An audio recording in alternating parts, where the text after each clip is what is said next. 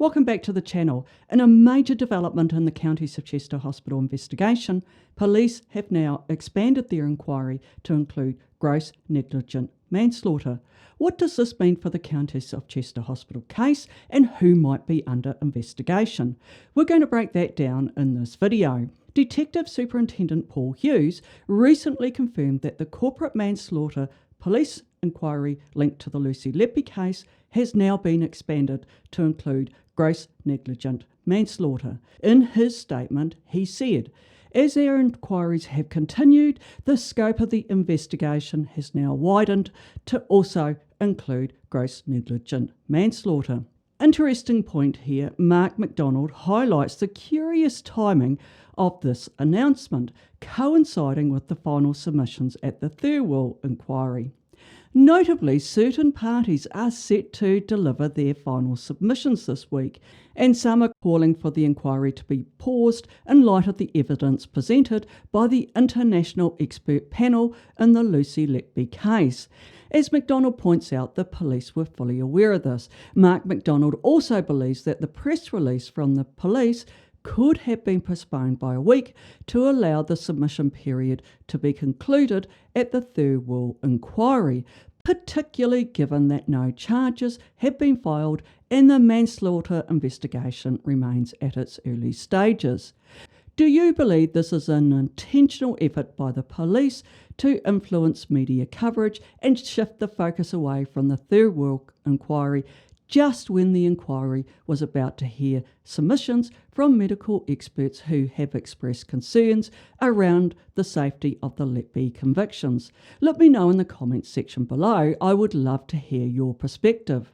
Returning now to the news update from the Cheshire Police, who now tell us they will continue their investigation into the deaths and non-fatal collapses of the babies at the neonatal units at both the Countess of Chester Hospital and the Liverpool Women's Hospital between 2012 and 16. Detective Superintendent Hughes clarified that these investigations are distinct from the corporate manslaughter investigation, as it focuses solely on gross negligent actions or inactions by individuals at the two named hospitals. He also emphasised that this development does not affect the Lucy Letby convictions on multiple counts of murder and attempted murder. Hughes went on to say that the suspects have been notified in this new investigation, although their identities and the exact number involved have not been disclosed at this stage, nor have there been any arrests or charges made. This raises the question, who are the likely targets in this new investigation? According to the Criminal Prosecution Service guidelines, the offence encompasses a wide range of circumstances, but is most commonly encountered in the following situations. The first one being deaths resulting from medical treatment or care, fatalities in workplace settings, and finally, deaths occurring in custody. So what is the difference between gross negligent manslaughter and corporate manslaughter? Well, gross negligent manslaughter occurs when an individual's extreme failure to uphold a duty of care directly results in someone's death, whereas corporate manslaughter applies to organisations such as companies, or in this case, a public body. The leading case on gross negligent manslaughter is Adamarco. And in that case, Dr. John Adamarco, an anaesthetist, failed to notice a disconnected oxygen tube during an eye operation, and this led to the patient's death. He was subsequently convicted of gross negligent manslaughter, and it was in this case that the court laid out the 4 elements that must be proven to establish the offence. The first element involves a duty of care. Consider it this way, a duty of care is akin to the responsibility an employer has to ensure a safe working environment for their employees. It's more or less the same thing. In the Adamarco case, the defendant was an anaesthetist who had a clear duty of care to his patient during surgery. The duty required him to monitor the patient's condition and ensure the proper functioning of medical equipment, such as the supply of oxygen. Adamarco breached this duty of care by failing to notice and respond when the oxygen tube became disconnected, and there were clear warning signs of oxygen desaturation with the patient. Had Dr. Adamarco noticed and reconnected the tube in time, the patient would have survived. It was Adamarco's failure to recognise and respond to these warning signs that established a clear causal link between his negligence on the one hand and the fatal outcome for the patient on the other. The court found that Dr. Adamarco's conduct fell far below what was expected of a competent anaesthetist, making it a criminal rather than a civil act. In other words, Dr. Adamarco's actions were so exceptionally bad that they represented an extreme departure from the standards expected of a competent anaesthetist. His failure to notice and respond to the disconnected oxygen tube, despite clear warning signs, was deemed to go beyond ordinary negligence. And there are, of course, serious consequences if someone is found guilty of gross negligent manslaughter. The maximum penalty here is life imprisonment, although the sentences can vary significantly. For example, a judge may impose a suspended sentence in less severe cases. Conversely, if there's aggravating factors present, such as lying in court, the sentence could be more severe and result in a custodial term.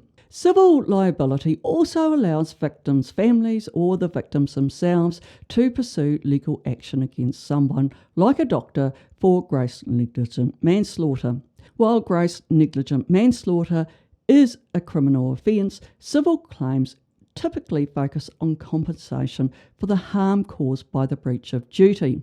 So how does gross negligent manslaughter affect the Lucy Letby case? Well, the widened investigation does raise questions about the Letby convictions, but at this stage we simply do not know who is being investigated for what.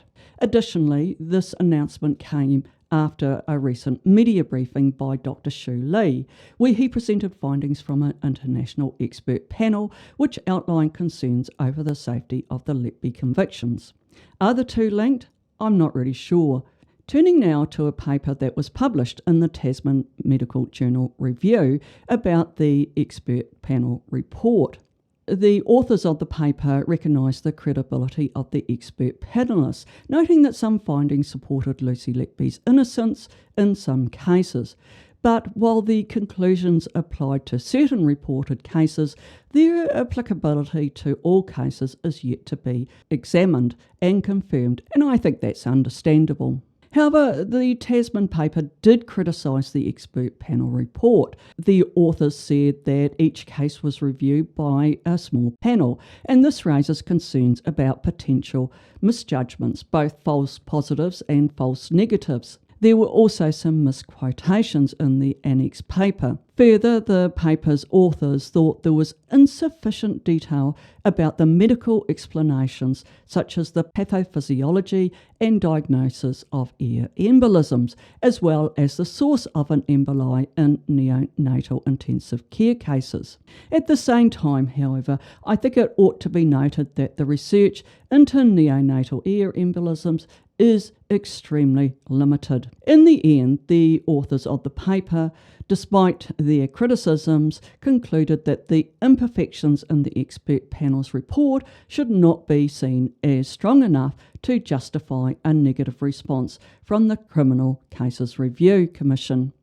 That is, the Criminal Cases Review Commission should review the Letby convictions. I think it's now incumbent on the police to have the panel's findings independently verified by a range of medical experts, and I would hope not this person. Well, that's where I'm going to leave the discussion for today.